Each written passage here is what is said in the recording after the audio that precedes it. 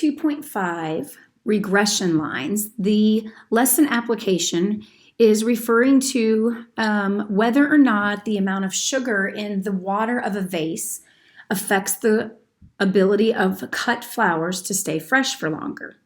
So it says, does adding sugar to the water in a vase help flowers stay fresh? To find out, 2 statistics students went to a flower shop and randomly selected 12 carnations. When they got home, the students prepared 12 identical vases with exactly the same amount of water in each vase. So the amount of water is not affecting the experiment. They put 1 tablespoon of sugar in 3 vases, 2 tablespoons of sugar in 3 vases, and 3 tablespoons of sugar in 3 vases. In the remaining 3 vases, they added no sugar at all. After the vases were prepared, the students randomly assigned 1 carnation to each vase and observed how many hours each flower continued to look fresh. So they have made a scatter plot here, over here, and along with that, they've already calculated the line of regression, okay, the best fit line. And that is y hat equals 180.8 plus 15.8x. X represents the amount of sugar in tablespoons, and Y represents the hours of freshness. So obviously the hours of freshness, we're looking to see if the amount of sugar affects the number of hours. You can clearly see from the graph that it in fact does, that the more sugar that is in the vase, the longer the flower stays looking fresh, okay? So number 1 says to calculate and interpret the residual, meaning how far off from the line of regression is a flower that had 2 tablespoons of sugar. The line of regression is a best fit line. We can see and we can calculate approximately where it is. If we look at the 2, it looks like, it tells us, let's see. If we look at that there, it tells us that the actual amount is probably close to, I don't know, maybe 204 right there, okay? And it tells us right here, and looked fresh for 204 hours, okay? So 204 hours is the actual amount, the real amount of time that it looked fresh for, okay? So what we want to do is we want to compare that to our line of regression, okay? How far off from the predicted line of regression is our actual amount? So in order to do that, we're going to take this function here, and we are going to take that function and we are going to plug in 2 tablespoons, okay? And so remember, this equation is a prediction, okay? The best fit line. So what does the predicted value look like if we plug in this amount for the y hat, okay? Or for the x, sorry. And so if you look at the calculator, if you were to type in 15.8 times 2, and then add that to the 180.8, you get 212.4 is the predicted number of hours of freshness. Okay, and I'll just write predicted. So the real amount, according to our actual experiment, they told us here, but you can see it's a little bit past in between the 2 and the 210. They're telling you that for 2 tablespoons, it was about 204, okay? So what we want to do is we want to see how far away from the predicted value that is. So in order to do the residual, what we want to do is we want to take the actual amount, which is 204, and subtract it from the 212.4. When you do that math and you do the subtraction, you're going to get a negative 8.4. So what does that tell you about the actual amount? Okay, well, that means that the predicted value was higher than the actual amount, right? So that means that the flower was only 204 hours, not 212.4. So the interpretation, if I'm asked to interpret, I would just simply say the flower had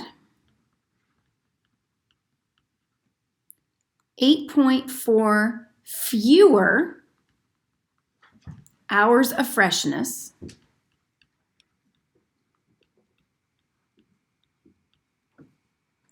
than expected.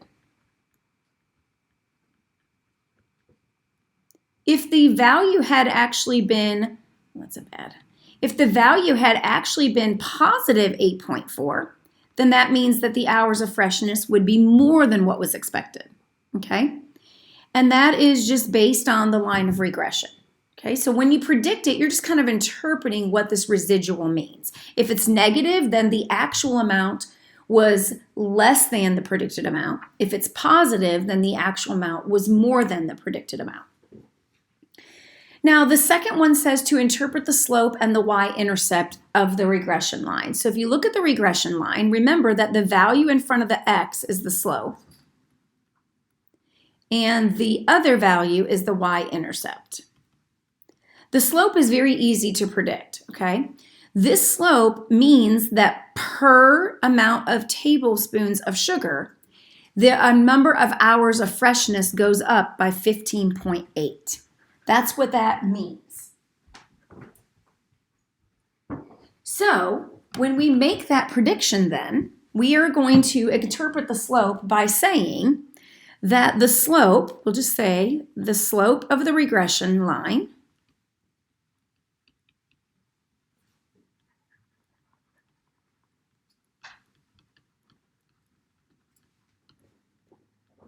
is 15.8. Which means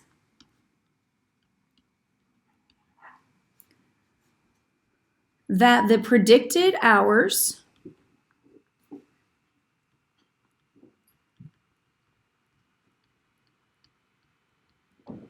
of freshness increases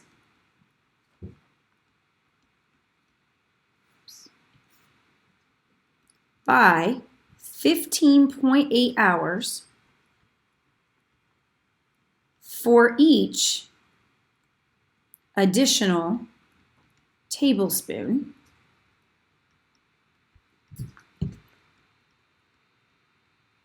of sugar.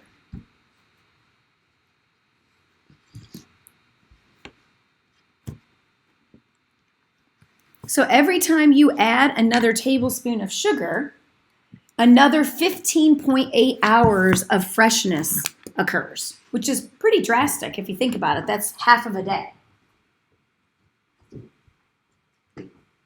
So it's really important then to keep enough sugar inside of the vase, okay?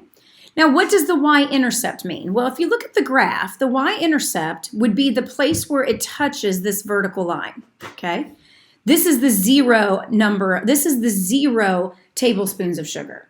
0 tablespoons of sugar results in, you can see the number of hours of freshness, okay?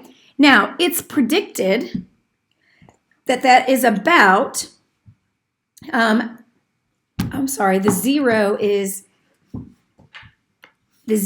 here. You can see that's really close to the 180.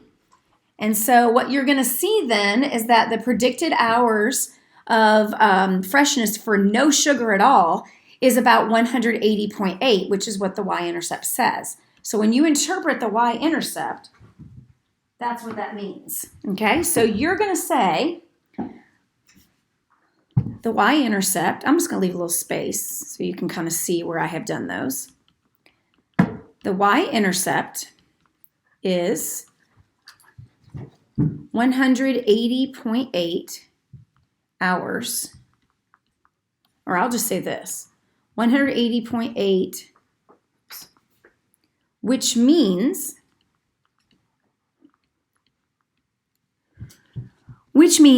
the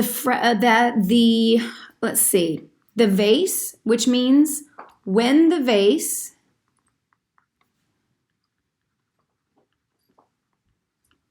receives 0 tablespoons of sugar, because remember the y-intercept always has an x value of 0, receives 0 tablespoons of sugar, the hours of freshness, okay, or the predicted, I should say, the predicted, might not be true, but the predicted number of hours of freshness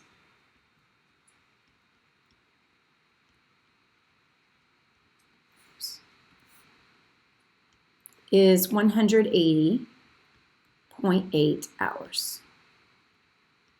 Just interpreting the parts of the equation, which you can see is a linear equation, okay? And then the last one's kind of easy. It says, would you be willing to use the regression line to predict the hours of freshness for a flour that received 10 tablespoons of sugar? Now look, the current one is only 3, right? That's the current one. The current one's only 3. 10 tablespoons is a ridiculous amount of sugar, is way, way, way above the current situation. So what that means then is that you want to be very careful. And this is in the PowerPoint, but it talks about how if you have values that are extremely far away, eventually it's going to kind of get to a point where it almost levels off, right? And so if you have one that's extremely far away, it's going to become more and more inaccurate because there are going to be more like outliers, okay? And so that's going to be what we call an extrapolation. Extrapolations are far-fetched. And so what you're going to say for this one is you would just say no, and then you would just say 10 or we'll say because. No, because 10 tablespoons of sugar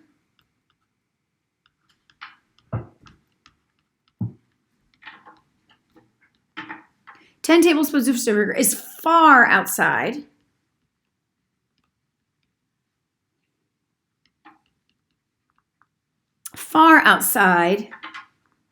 the interval of x values.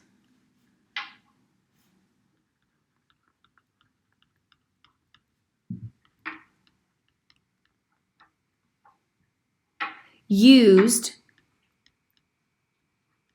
to obtain the regression line, right? Think about it. What did the experimenters do? They only tried the experiment with up to 3 tablespoons. It says that here. They did 1 tablespoon, 2 tablespoons, 3 tablespoons. So if the regression line is obtained from the lower levels, right, then if you are trying to do a predicted amount for 10, we really don't know what's going to happen when it's that far away from the original, okay, from the original experiment. So we would say that this prediction